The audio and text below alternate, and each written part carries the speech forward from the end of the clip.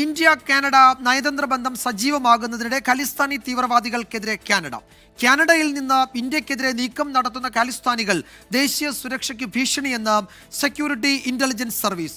ഇതാദ്യമായാണ് ഖലിസ്ഥാൻ തീവ്രവാദികൾക്കെതിരെ കാനഡ രംഗത്ത് വരുന്നത്.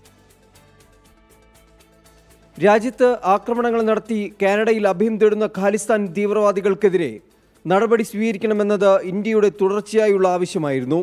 കനേഡിയൻ മുൻ പ്രധാനമന്ത്രി ജസ്റ്റിൻ ട്രൂഡോയുടെ കാലത്ത് ഇന്ത്യയുടെ ഈ ആവശ്യത്തോട് മുഖം തിരിച്ചു. എന്നാൽ മാർക്ക് കാർണിയുടെ ഭരണകൂടം ഖാലിസ്ഥാൻ തീവ്രവാദത്തെ എതിർക്കുകയാണ്. കാനഡയുടെ സെക്യൂരിറ്റി ഇന്റലിജൻസ് സർവീസ് സമർപ്പിച്ച വാർഷിക റിപ്പോർട്ടിൽ ഖാലിസ്ഥാൻ തീവ്രവാദികൾ ദേശീയ സുരക്ഷയ്ക്ക് ഭീഷണിയാണെന്ന് പറയുന്നു. ഇന്ത്യയിൽ അക്രമം പ്രോത്സാഹിപ്പിക്കുന്നതിനും ധനസമാഹരണത്തിനുമായി ഇവർ കാനഡ താവളമാക്കുന്നുവെന്നും റിപ്പോർട്ടിൽ പരാമർശമുണ്ട്. ഇന്ത്യയുടെ തുടർച്ചയായ ആവശ്യത്തെ കാനഡ പരിഗണനയിലെടുക്കുന്നുവെന്നതിൻ്റെ സൂചന കൂടിയാണിത്. കാനഡയിലിരുന്ന് ഇന്ത്യക്കെതിരെ തുടർച്ചയായി ഭീഷണി നടത്തുന്ന ഗുർപന്ത്വന്ത് സിംഗ് പന്നുവിനെ പോലുള്ള ഖാലിസ്ഥാൻ തീവ്രവാദികളെ പിടികൂടി നാട്ടിലെത്തിക്കുന്നതിന് കാനഡയുടെ സഹായം ഒരുപക്ഷെ ഇന്ത്യക്ക് ലഭിച്ചേക്കും.